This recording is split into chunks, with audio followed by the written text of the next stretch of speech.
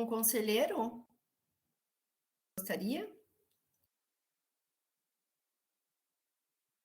Sem problema? Então, vamos seguir aqui a pauta. É a Ana e o Rodrigo agora. Que nós havíamos agendado para outra reunião, né? Que a Ana havia proposto essa pauta, e como é um caso que o Rodrigo está acompanhando no DPB, que é sobre o SED, né? Capturar, esterilizar e devolver. E foi em fevereiro, a Ana pediu a pauta no sentido de que ela gostaria de saber se há novidades sobre a parceria com faculdades para ter um monitoramento dentro de um método científico aí dos animais que já foram castrados. E o que o conselho dela lança uma pergunta, né? O que o conselho, os membros do conselho CMPDA podem fazer para alavancar, né, esse método aí em Campinas, né? Porque foi formado um grupo, né, a respeito, o DPBEA está estudando aí esse método, até porque eu lembro que a justificativa é: não se pode ter uma política pública se ela não tiver aí subsídios científicos, não é isso, Rodrigo e Ana, que vocês estão mais... Então, a gente gostaria de saber o que podemos fazer e se está caminhando e em que ponto está, Rodrigo? É com você. Tá certo. O programa de SED é um que a gente, especialmente no DPB, tem muita expectativa, porque, principalmente em relação aos gatos, ele apresenta algumas possibilidades que são viáveis e que são muito interessantes. Bom, a gente avançou num grupo de estudo com os veterinários e foi buscar bastante informação sobre isso, mas tem uma novidade que não é tão boa, que a gente vai precisar recalcular um pouco a rota aí. Hoje, exatamente agora, está acontecendo aí a despedida da nossa chefe de setor e veterinária, Pamela. Ela está exonerando da prefeitura para seguir uma outra carreira. E o SED, ela era uma peça fundamental aí no SED. Era a técnica e a gestora que estaria tocando aí esse programa. Tá? Então, a gente continua entendendo que o SED é extremamente importante a gente avançar nele como política pública. Mas, obviamente, que a gente vai ter que repensar como conduzir isso. Por quê? A gente já fez pedido de reposição de diversos servidores, obviamente, e vai fazer também. Mas mesmo entrando uma outra pessoa técnica no local, no lugar da Pamela, a gente precisa de um tempo para contextualizar as coisas, né? E a gente está essa semana com 2 servidores que deixaram o quadro. A Pamela e o Tiago, que é um servidor operacional, que é estudante também. Estudante não, se formou agora em medicina veterinária e que sempre contribuiu bastante com o serviço. Então, a gente está num processo interno aí esse mês de março de lidar com essas 2 ausências que a gente vai ter e redistribuir as coisas, né? Porque nada pode parar, mas a gente tem que ver como redistribuir essas ações. E não é só o SED, né? Toda a parte que a Pamela especialmente cuidava como chefe de setor e médica veterinária,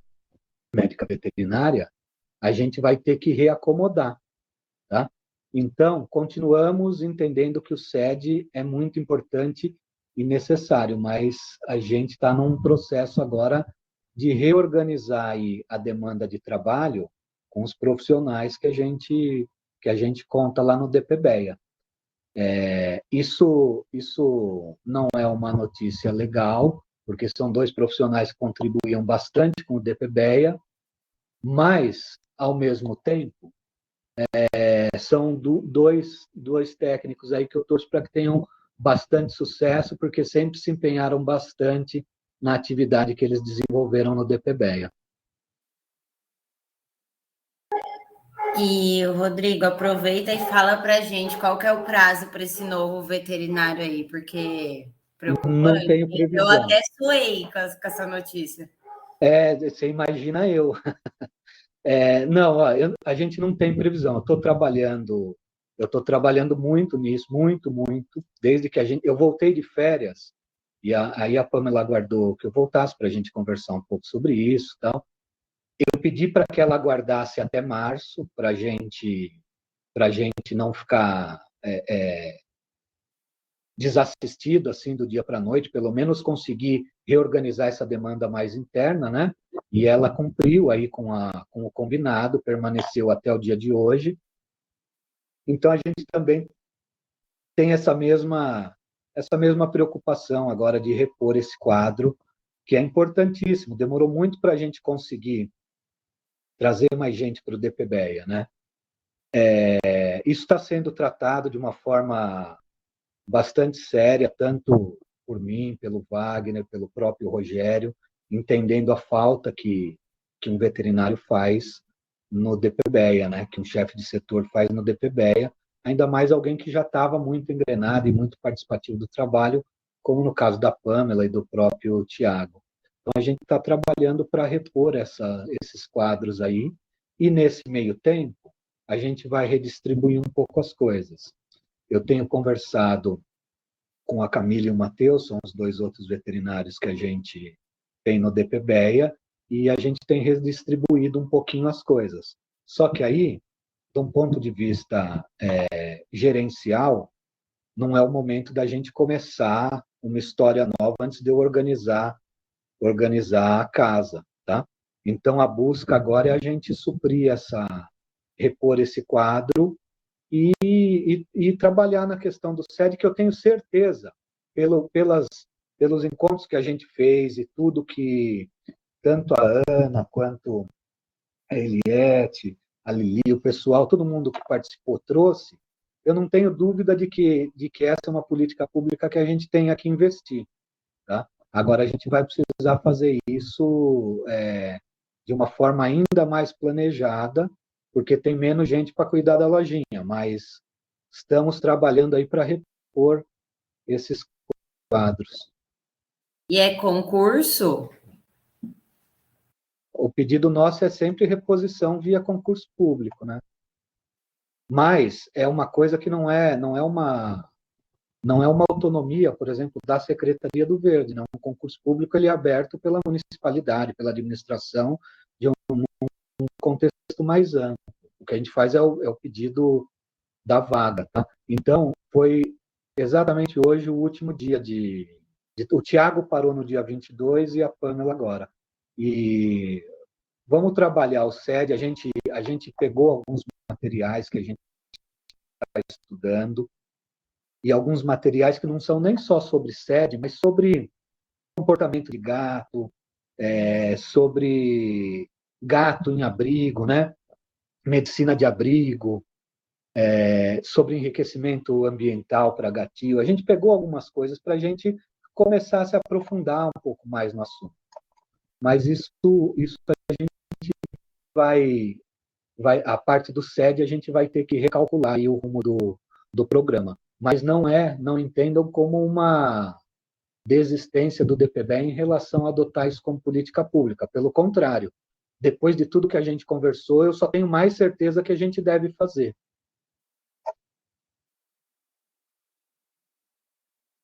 Alguma pergunta? Não, beleza, é isso. Inverteu totalmente a pirâmide de prioridade, né, agora. Mas beleza, na hora certa retomaremos.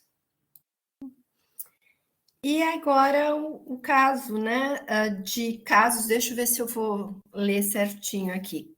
Em gatos, casos de porotricose, é isso mesmo que em Campinas o Flávio também pediu essa pauta.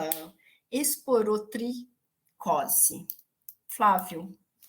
Esporotricose é comum já no Rio de Janeiro, está disseminado no país, e a gente já tem registro de casos em Campinas. Já tinha em Santa Bárbara do Oeste, tinha 3, 4 casos em Valinhos, e isso é uma doença, o Rodrigo pode até dizer o que é uma esporotricose, clinicamente como é que tal, e é uma doença que ela pode ser zoonose, ela pode atingir o ser humano, né? e ela causa umas feridas e pode ser mais grave, né? Então, a gente tem alguns registros, eu tenho informação que já há alguns casos sendo registrados em Campinas, né? Claro que isso em algum momento ia chegar aqui, porque se tem para tudo quanto é canto, né?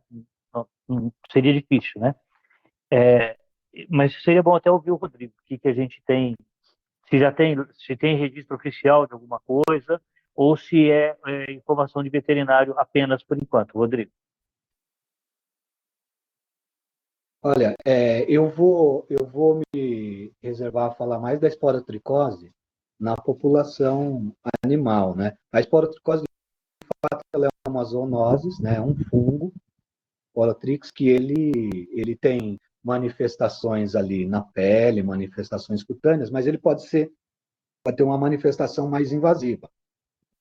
Então, é uma doença séria, tanto para os animais quanto para as pessoas. Mas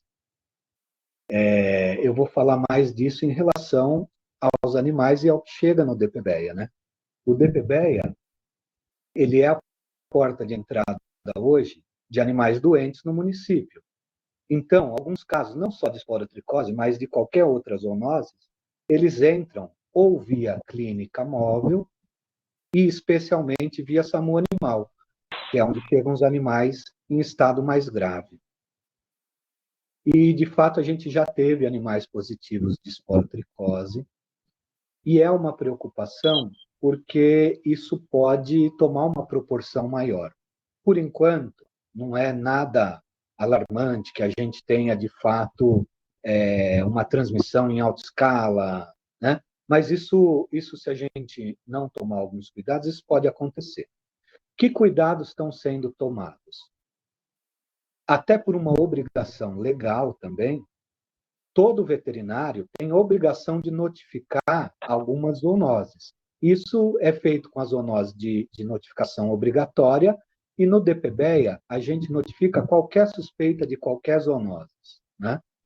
Então, todos os casos que chegam e que são suspeitos, eles são notificados para a Secretaria de Saúde, que vai fazer uma investigação epidemiológica, quer entender se naquela área tem outros casos suspeitos, tem outros casos positivos, e a partir daí é que a gente vai ter informação de qual é a proporção disso, de qual é o risco que está envolvido, né? Mas eu acho que é interessante a gente já manter um alerta de que tem a doença circulando no município, o que seria até surpreendente se a gente nunca tivesse, né? A esporotricose, onde ela chega, ela vai se instalando aí. Então, a gente está atento com isso. Através da clínica móvel e através do SAMU animal, os casos que a gente identificar como suspeitos, eles vão ser notificados para a Vigilância em Saúde, que é quem faz toda essa análise epidemiológica, por se tratar de uma zoonose, e os animais que a gente entende que são possíveis de tratar e que tem uma situação de reversão desse quadro, eles vão ser tratados assim como a gente faz com qualquer outro animal que manifeste uma doença, que tenha dado entrada no DPBEA.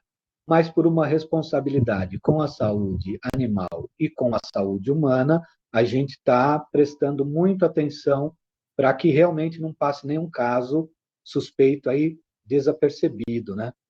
Eu acho que vale a pena a gente retomar essa história num outro momento, de repente fazer uma conversa mais técnica do que de sintomas. O pessoal da proteção, que especialmente quem trabalha mais com a questão dos gatos, é muito importante estar informado, né, sobre como essas coisas acontecem.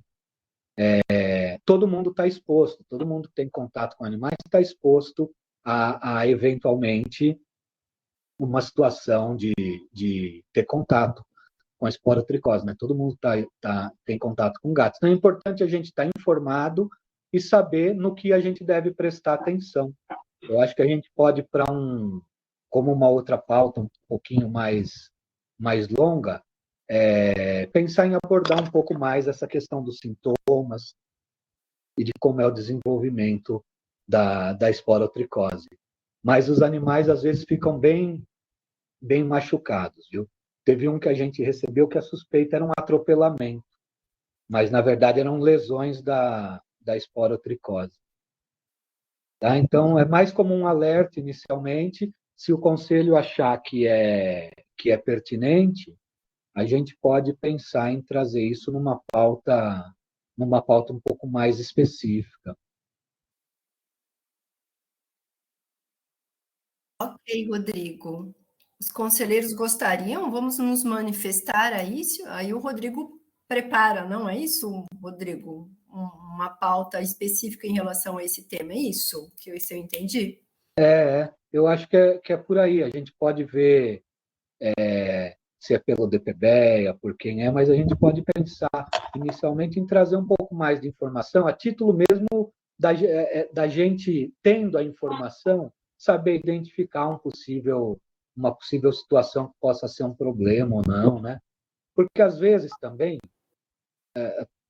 a doença é assim, né? A gente vai para onde? Para o Google. Aí vai lá, põe esporotricose, tudo vira caso de esporotricose. E não é. Eu acho que a gente ter informação adequada, correta, para poder se proteger os animais, saber avaliar isso na medida certa.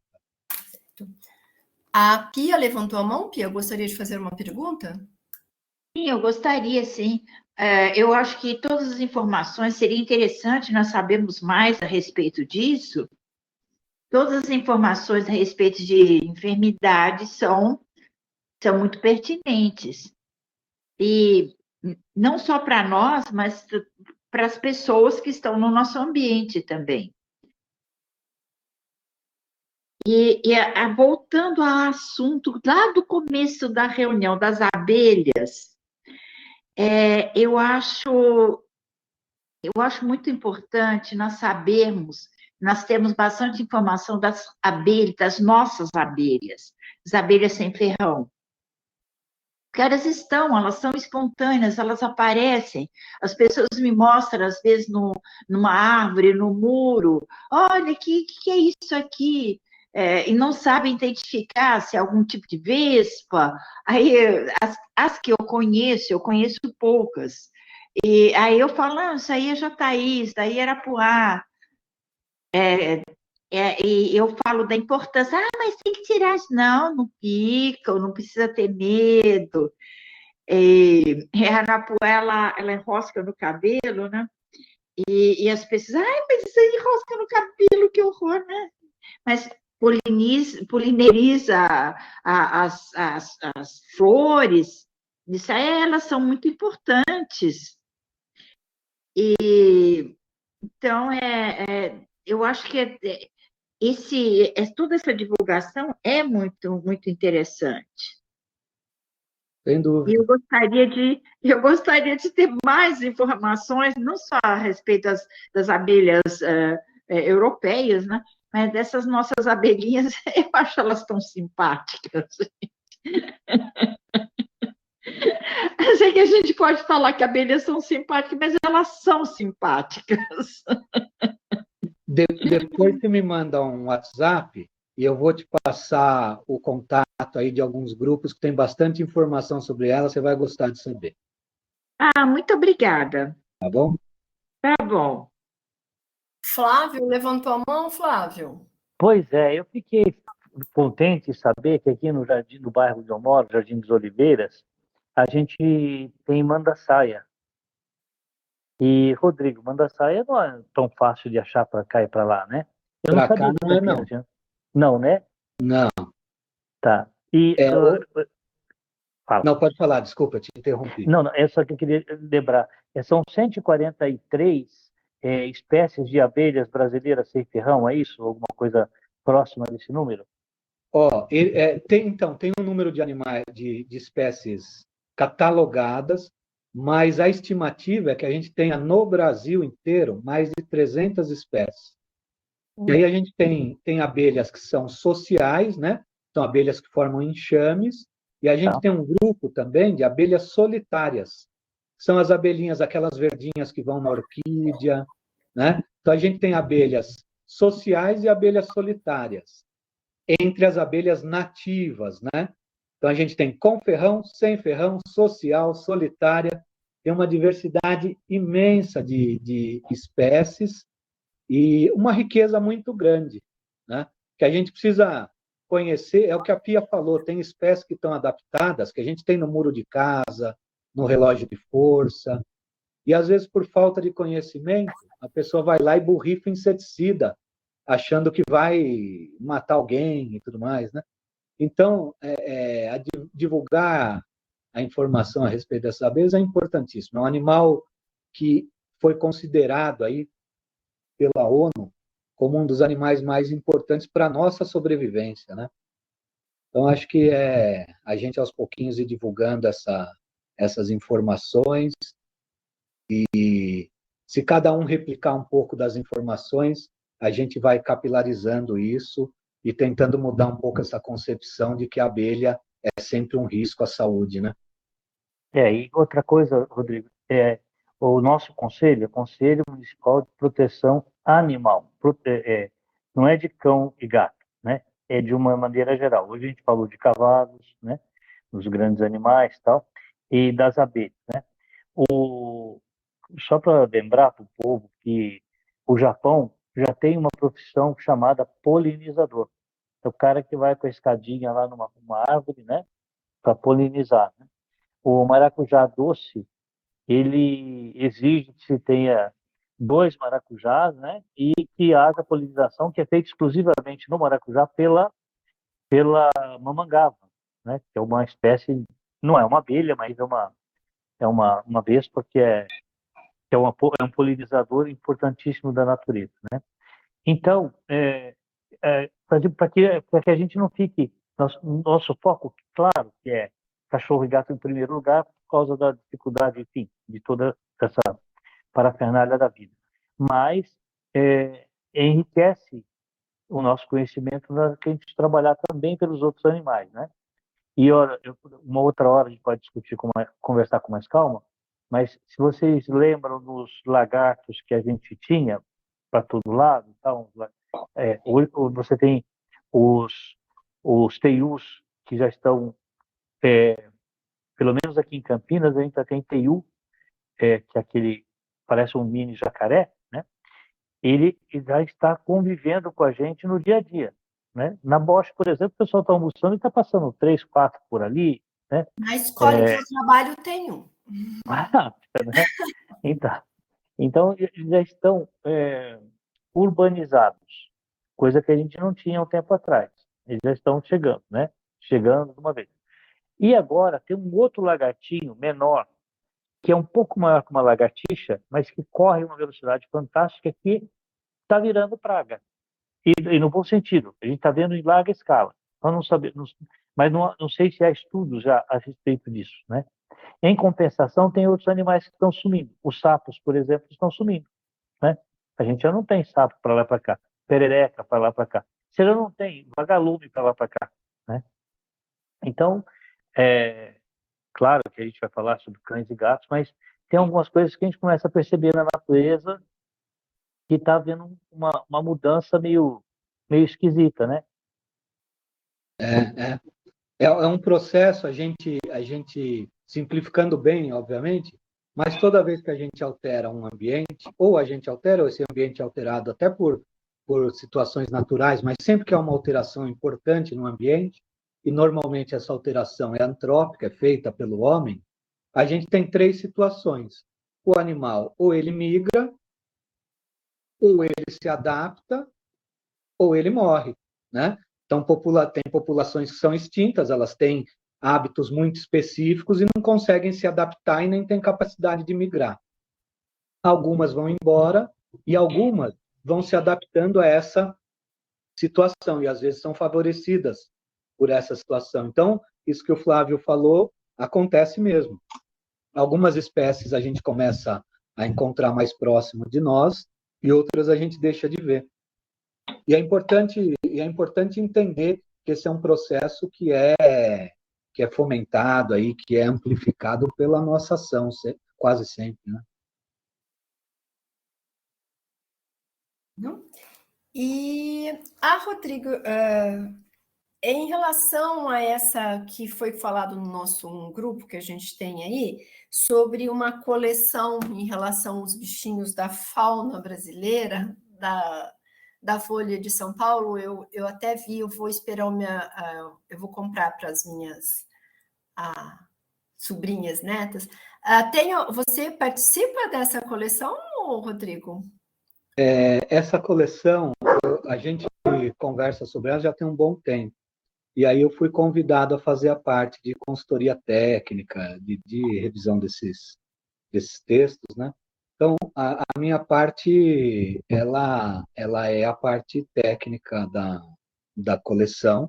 É um trabalho que me deu muito trabalho, mas muita satisfação aí de fazer. Essas últimas férias que eu tirei foi para me dedicar um pouco mais a concluir isso no prazo, né? Para a gente poder fazer o lançamento. Quem tiver a oportunidade, a gente vai falar inclusive de abelha nativa também, um fascículo sobre abelha nativa. E a ideia é exatamente a gente fala sobre questões de proteção animal em um dos fascículos. Então eu consegui, junto com a equipe da Folha, falar não só do bicho, mas falar das ameaças, falar dos biomas, falar de como a gente pode ajudar o meio ambiente, falar de proteção, falar um pouquinho de ciência.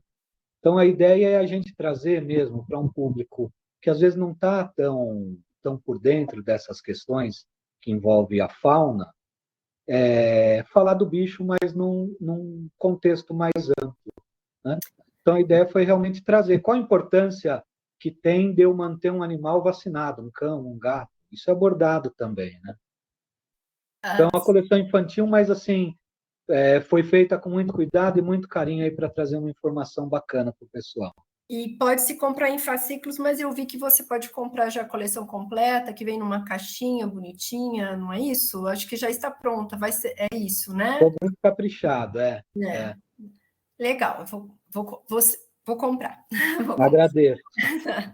E a última pauta da noite o Flávio já citou, né? No início. Por favor, você quer falar, Lilian? Antes... Agora que eu levantei. Desculpa, eu não tinha... Não, eu não tinha levantado a mão. Pode falar. Não é coleção para criança, só para criança. Eu acho que o texto está bem assim elaborado. Não está em termos difíceis, mas não é assim. A arara é um bichinho azul nessa modalidade assim. Tem bastante conteúdo, então acho que qualquer adulto vai ler, adolescente, alguma coisa, eu achei bem legal. É para a família toda, então. Para todo mundo, porque senão a pessoa fala, mas eu não tenho criança em casa, vou comprar. Eu comprei com essa, porque ele tinha falado de criança. Falei, vou comprar o 1 e o 2 para ver. Quando eu abri, eu falei, não tem só de criança. Porque as páginas têm bastante texto e tudo, são várias páginas, não um livrinho, uma breve historinha, né? A arara tem que ser preservada, ou tipo assim, vamos cuidar da ararinha. Não, tem toda uma história, né?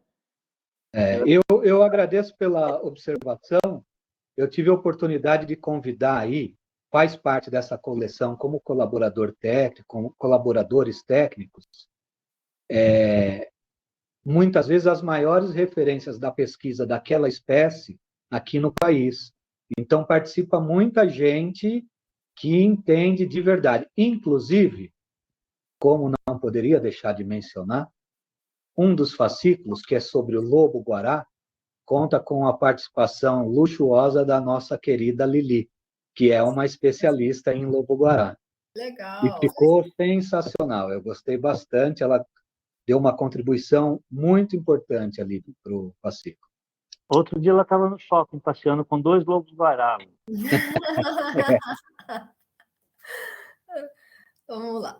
E, enfim, a última pauta da noite é uma constatação, aí o Flávio já falou no início da reunião, que Campinas vai ter agora mais 2 parques para cães, né? O Parcão, não é isso, Flávio? Né? Então vai ser, não sei se haverá uma inauguração, nem sei se o termo é esse, deve ser agora no mês de abril, não é? Por conta do abril, né? Abril laranja aí vai ter novidades, haverá novidades. É isso? Tem, é um aqui no Jardim Nova Europa, né? E um outro numa outra praça que estão definindo, né? E deve ser agora também. Mas só de abrir mais espaços, né? Já é ótimo, porque vai ter mais lugares para a gente passear com os bichinhos, tal, né?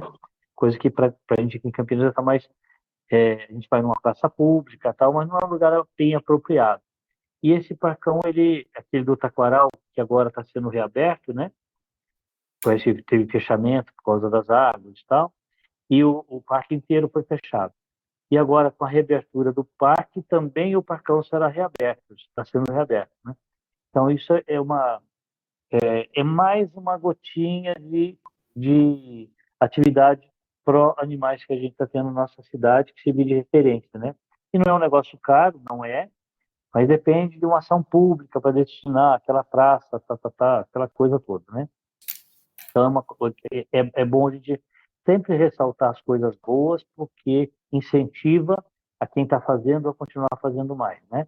E mais para frente a gente vai pedir novamente, com certeza, aquele trabalho que a gente fez, Maria José, da gente identificar os parques, lembra que a gente passou dias e dias visitando o parque, para cá e para lá?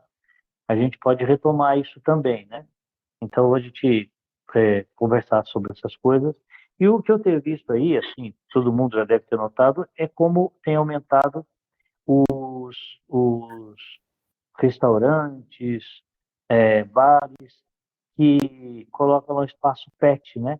Para você ir com o animalzinho, aqui pode, a mesa de fora, isso aqui e tal. Então, essa coisa tá aumentando, né?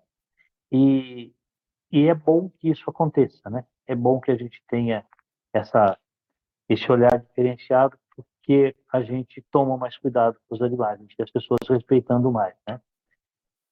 Mas eu só queria, por isso que eu quis lembrar que esse Abril Laranja é um mês que a gente poderia fazer mais, cada vez mais, e acho que o mais, nesse caso, Maria José, é a gente voltar um dia técnico de conversar com o secretário municipal de educação, fazer uma atividade, estabelecer atividades dentro das escolas municipais para que a gente conscientize melhor as crianças e, com o passar do tempo, a gente já vai ter adultos mais conscientes, né?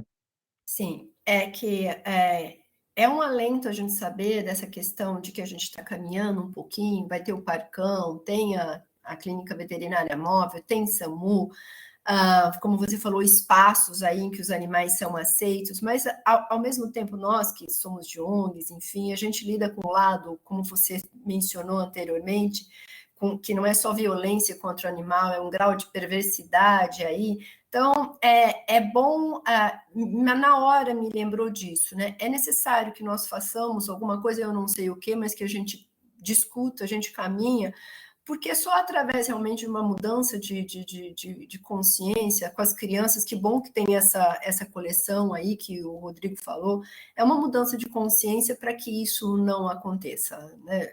É algo assim inacreditável, porque não é só, a gente pode estar correndo atrás de políticas públicas, mas o problema é muito mais profundo, né? E tem a ver com uma mudança realmente de mentalidade do ser humano, esse egocentrismo aí, enfim, eu não sei.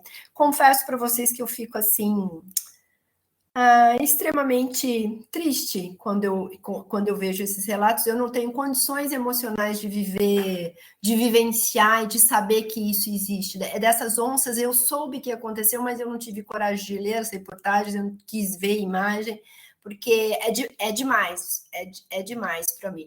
E eu acho que a gente precisa fazer alguma coisa realmente relacionada à educação, né? À educação. Eu não sei como, mas a gente precisa ir caminhando aí, se exercitando para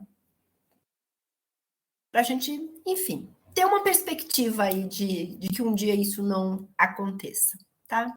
Ok? Mais algum conselheiro gostaria de falar alguma coisa? Não? Então, gente, estamos encerrando a reunião do mês de março, tá? Obrigada pela participação de todos vocês. Boa noite e até a próxima. Tchau, tchau. Tchau, Boa tchau. noite. Boa noite. Tchau, tchau. Tchau, boa noite. Tchau, boa noite, gente.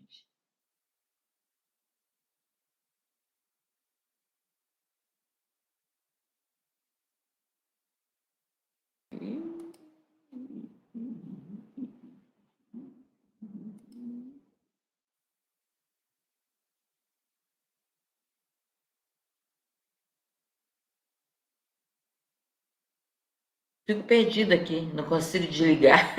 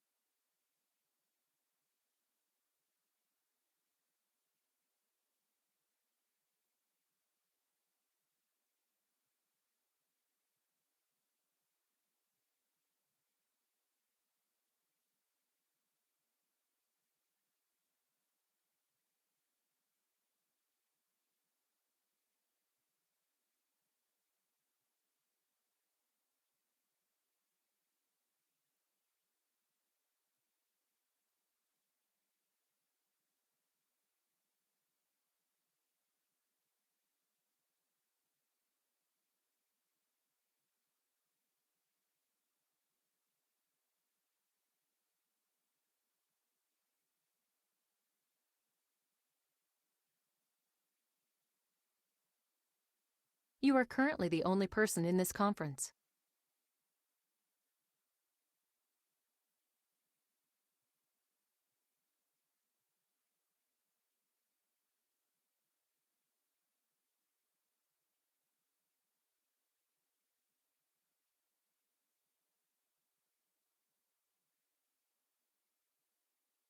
You are currently the only person in this conference.